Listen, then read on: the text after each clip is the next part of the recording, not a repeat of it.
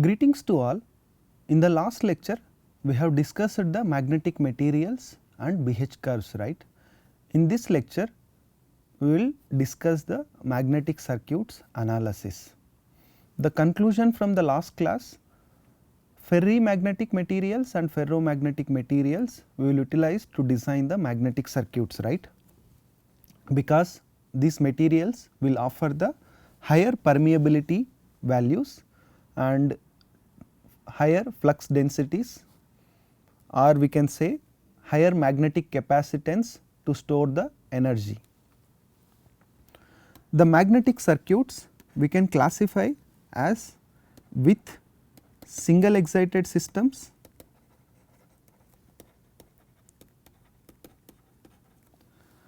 and multiple excited systems.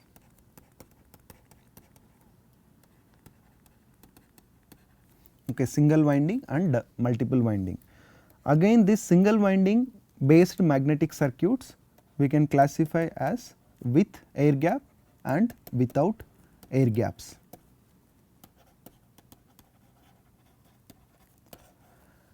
Same thing in multiple excited systems, there also with and without air gap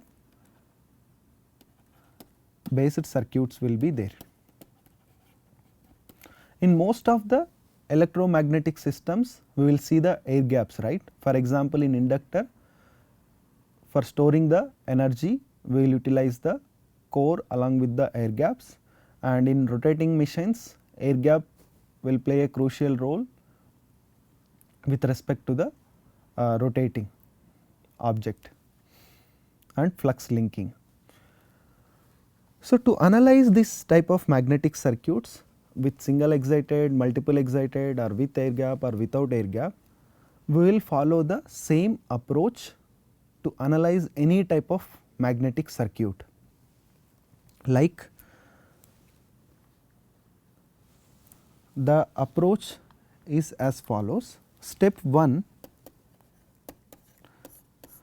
for a given magnetic circuit we will apply the Oersted magnetic principles to find the B fields. Then the B fields directions we will find with respect to the right hand thumb rule.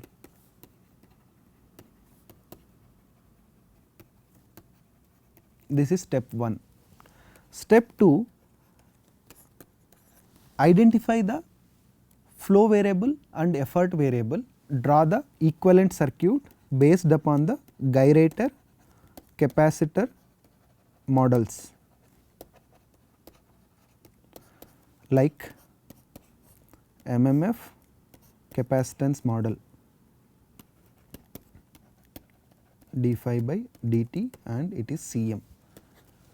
We should not consider the flow variable phi. Then step 3, we have to apply the Ampere's law and find the relation with respect to the H fields, B fields and MMF n into I. Step 4, analyze the equivalent circuit realized in step 2 with respect to the network theory. So, based upon the network theory principles we have to analyze the equivalent circuit and find the effective capacitance value or effective reluctance values. Different reluctance or different capacitances we have to calculate. Step 5, we have to apply the Faraday's law to find the relation with respect to the inductance and MMF and flux with respect to the Faraday's law. Next thing, at the end, after analyzing all these steps, performance curves.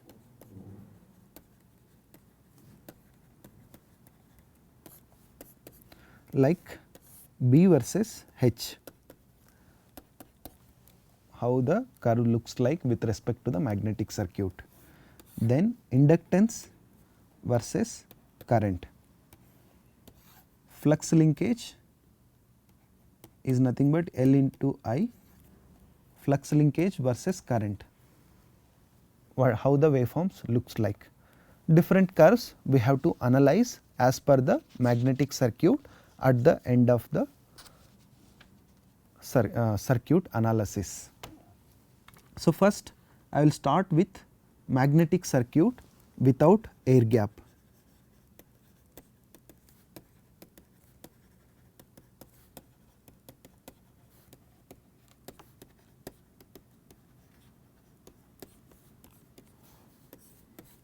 Let us consider a magnetic circuit with no air gap.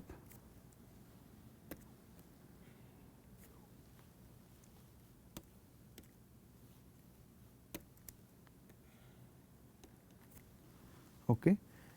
This core is designed with ferromagnetic materials or ferrimagnetic materials. Let us consider simple iron and permeability of mu, and the cross sectional area of the core is AC, and length of the core is LC, mean length of the core, and the excited winding with respect to the electrical side, this is the coil with current I and number of turns N and effort variable voltage at the electric domain. Now, we will analyze this circuit based upon the approach what we have discussed. Same approach is valid for all type of circuits. First step is what? We have to apply the Oersted magnetic principles and we have to find the B fields. Let us consider the thumb rule. Okay. With respect to the coil, thumb represents the magnetic fields and fingers represents the current in either way. Thumb representing the B fields means fingers should represent the current, or B is representing with fingers means current should represent with the thumb, either way. So, apply a thumb rule here and find the B fields. So, fingers here I am considering as a current and B fields will be in this fashion.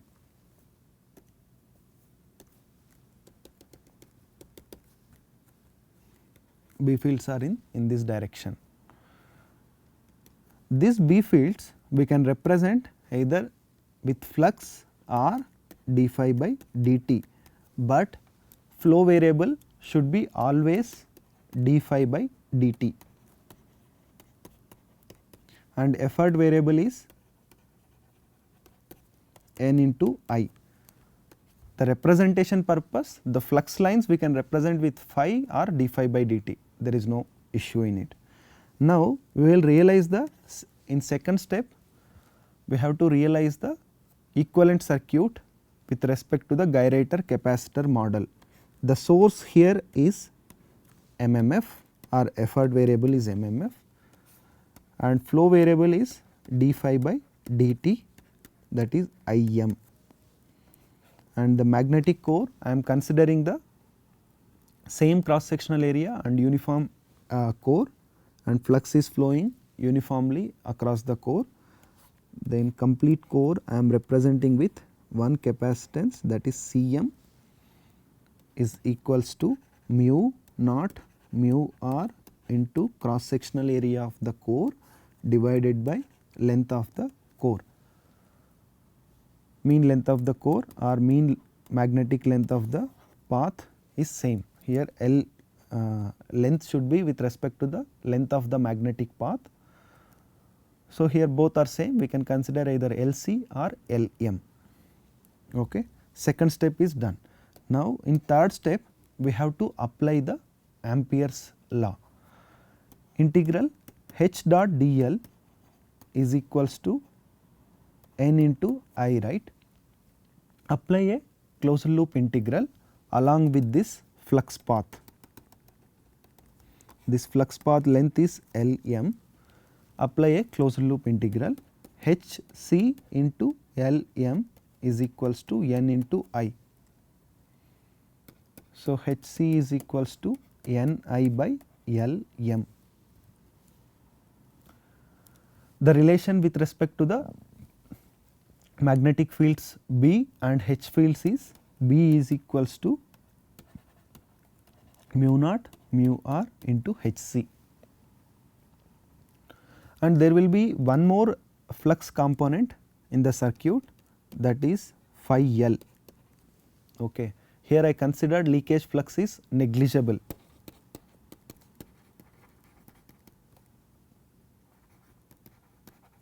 Okay. Leakage flux we are neglecting it for the analysis. So, 3 steps are done. Next step we have to analyze the equivalent circuit and we have to relate the voltage equations with respect to the capacitor. Apply a KVL in this loop. The MMF should match with respect to the voltage of the capacitor, right, VCM. That is that equation already we have derived. If not, we can apply the same voltage equation 1 by Cm integral Im dt. Im is nothing but d phi by dt, flow variable. So, we will get flux divided by magnetic capacitance.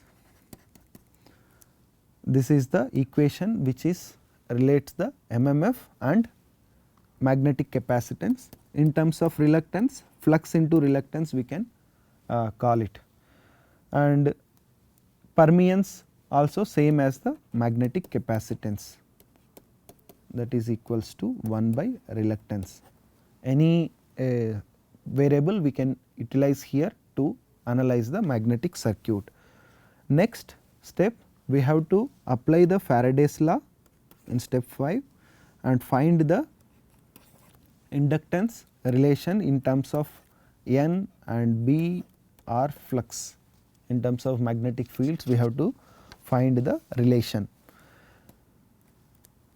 Induced EMF as per the Faraday's law, E is equals to N d phi by dt. The voltage equation with respect to the inductor, V is equals to L di by dt, right.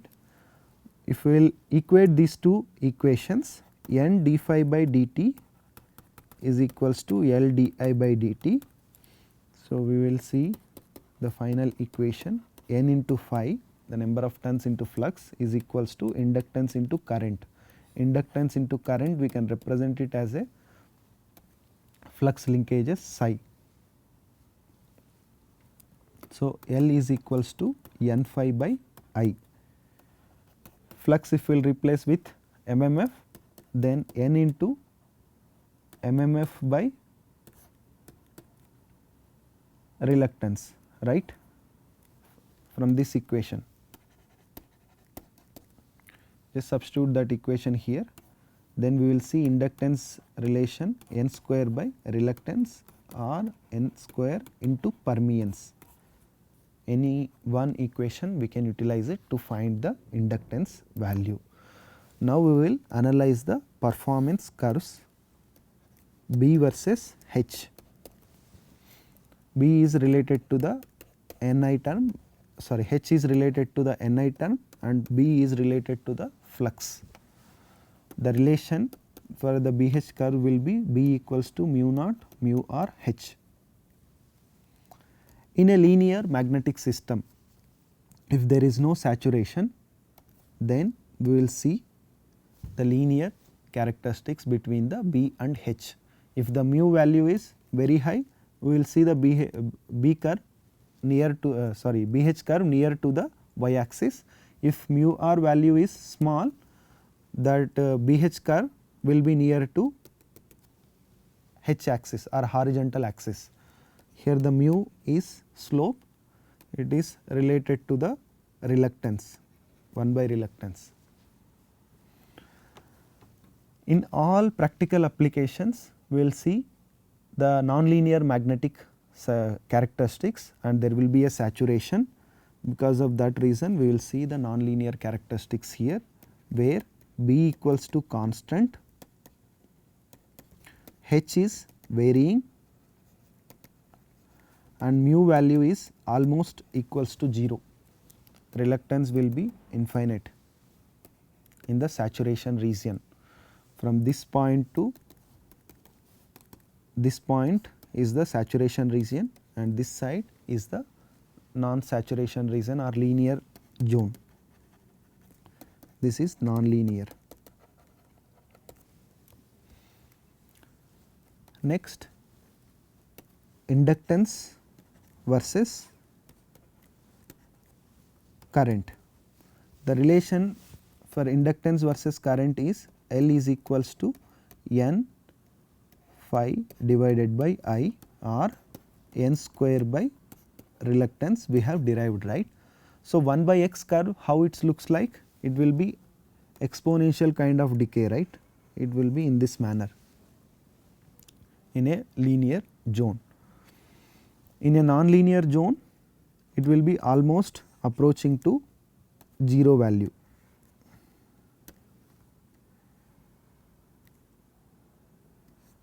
We can see like this manner. So, up to this point linear variation of inductance. In the starting case where I value is small, but n square term is dominant in this region. N square term is dominant, because of that reason we will see some constant value of inductance. After that it will vary with respect to the 1 by I, 1 by x manner. In a non-linear region where mu value is equals to 0 and current is very high, we will see the almost inductance is equals to 0 or very small value. Next, the flux linkage versus current waveform. The flux linkage psi is nothing but L into I, this is I. So, the flux linkage versus current waveform also will vary in a linear manner in the linear system or linear region, because flux is equals to the relation L into I. L is nothing but N phi by I into I. N phi we can write it as N B A, it will follow with respect to the B. So, here the slope will be mu. In terms of L, if you will represent L also we can represent, that is proportional to 1 by reluctance in a linear zone. In a non-linear zone we will see in this fashion where mu equals to 0, the lambda versus or psi versus current.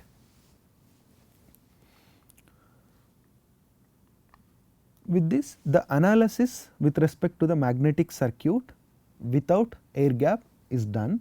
Now, we will consider the magnetic circuit with air gap as a second type of circuit. Let us consider a magnetic circuit. One side we have a C core, other side we have I core. The core permeability is mu and the effective length of complete core is LC. It is a combination of L C type core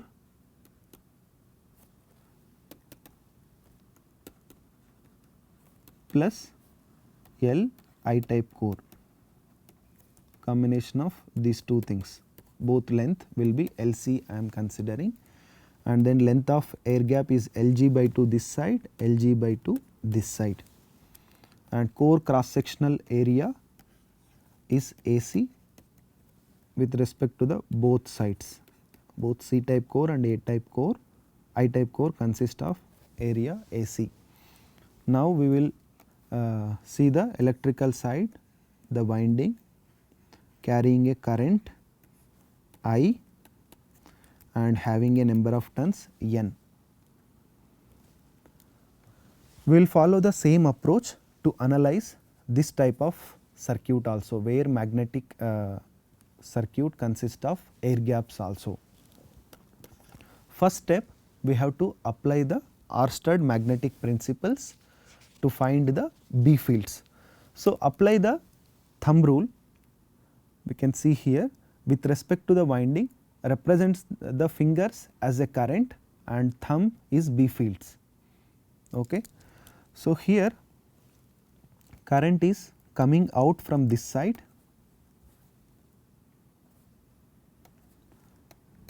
and going in this side, then magnetic fields are in this direction.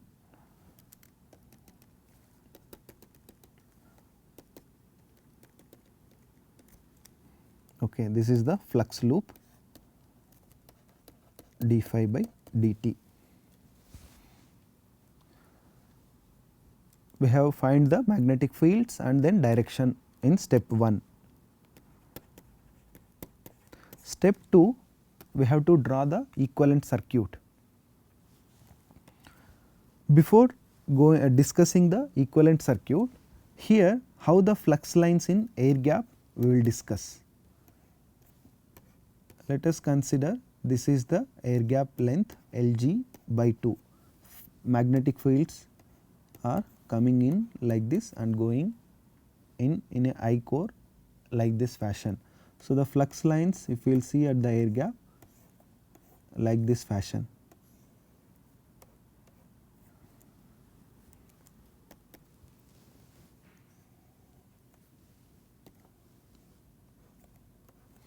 Okay. Here the entire flux we will represent it as a phi g.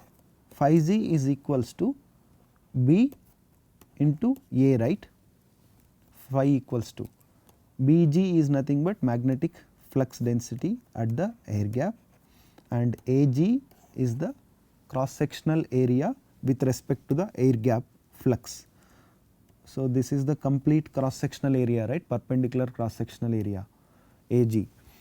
Because of this fringing flux, the flux lines which are going out are other than the core area. This area we can represent it as a AC with respect to the core.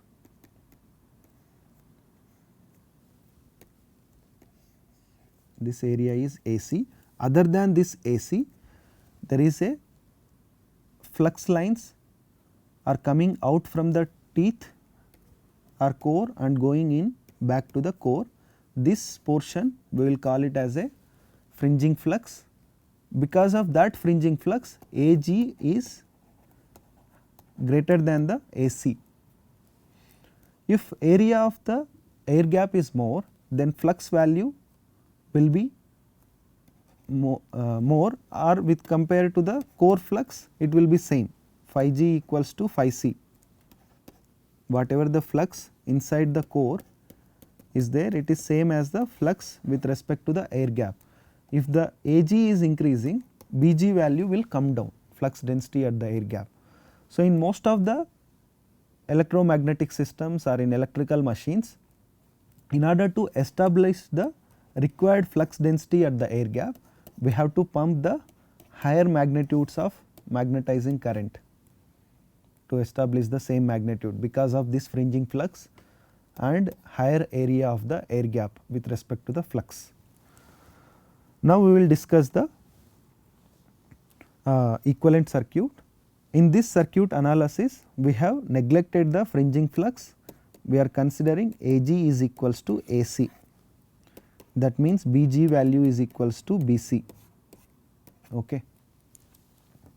The equivalent circuit will be MMF with respect to the source, effort variable, and then the core capacitance will be Cm. C I am representing by including both C type core plus I type core.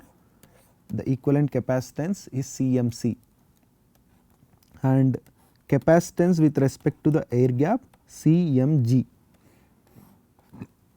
Okay. Here the flow variable is d phi by dt. We can represent the flux lines with either d phi by dt or flux, but in the equivalent circuit analysis we have to represent with d phi by dt, that is the flow variable.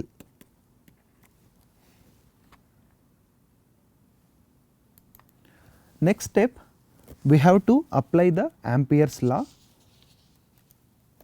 Integral H dot dl is equals to n into I. If we will apply a closed loop integral along with this magnetic flux path, we have two MMF drops, right. That is, one is with respect to the core, that is Hc into Lc plus Hg into Lg.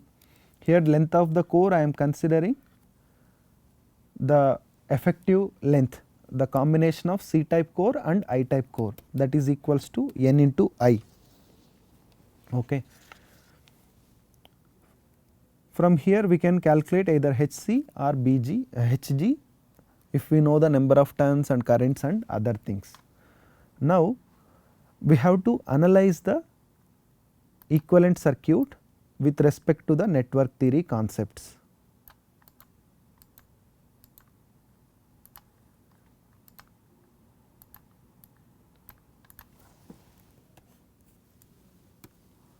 Let us consider the same equivalent circuit.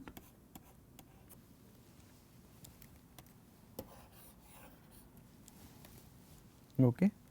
Apply the KVL. The input voltage should be equivalent to the Vc with respect to the core, Vc with respect to the air gap, Cm with respect to the core and Cm with respect to the air gap. And equivalent capacitance is what? Cm equivalent is equals to 1 by Cm, capacitance with respect to the core, capacitance with respect to the air gap. So equivalent capacitance, by substituting the Cmc is equals to 1 by reluctance plus Cmg is equals to 1 by reluctance of the air gap, then we will see Rc plus Rg, reluctance with respect to the core and reluctance with respect to the air gap. So Cm, that is equivalent capacitance, is equals to 1 by Rc plus Rg, reluctance terms. So from here we can get MMF is equals to flux into reluctance term, right, flux by Cm term, sorry, flux into reluctance is fine, or flux by magnetic capacitance. If we will substitute this Cm equivalent thing, effective voltage, we can get it. MMF is equals to flux divided by 1 by Rc plus Rg, then flux into reluctance with respect to the core and reluctance with respect to the air gap, we can get it. This equation we can realize it, we can derive from the voltage equations also, 1 by Cmc integral Im dt plus 1 by Cmg integral I dt, from here also we can derive it. Okay. Next we will analyze the flux at the different parts of iron and air gap.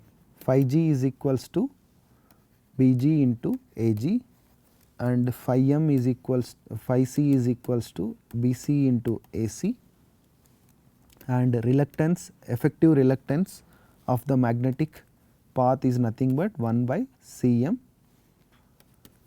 equivalent, or we can calculate it, R equivalent is equals to Rc, that is reluctance of the core plus reluctance of the air gap, that is L by mu naught mu r into Ac, this is Lc plus Lg divided by length of air gap divided by mu naught into Ag, this is the effective reluctance equation in terms of mu naught and mu r terms. Now in step 5 we will calculate the relation with respect to the inductance versus reluctance and flux or B fields, etc. As per the Faraday's law, L into I is equals to N into phi, right. So L is equals to N into phi by I. Here flux is equals to mmf by reluctance. If we will substitute that thing, n square divided by reluctance, we will get it. Here reluctance will be effective reluctance, that is n square by Rg, reluctance with respect to the air gap and reluctance with respect to the core. We will see some example depends on this air gap based magnetic circuits, how the reluctance with respect to the air gap and reluctance with respect to the core variation with respect to the air gap. In step 6, we have to analyze the performance curves. The performance curves will not change with respect to the without air gap. So, I will copy the same things.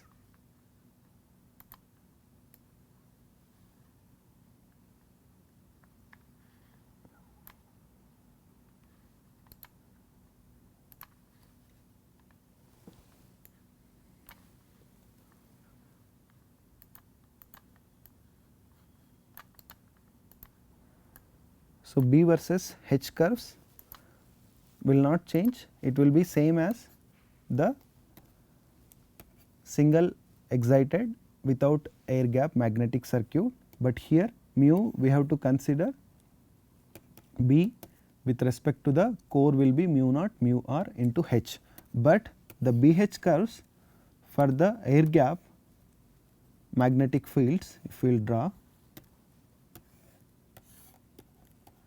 Hg and Bg, B equals to mu naught into Hg, right. Mu naught is a constant value. Okay.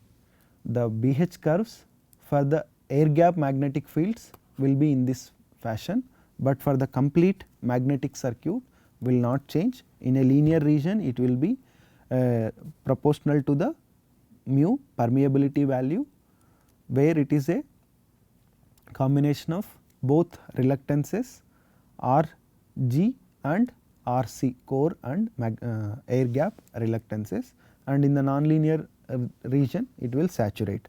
Similarly, inductance versus current waveform also same, and the flux linkage versus inductance waveform also same, it will be in this fashion.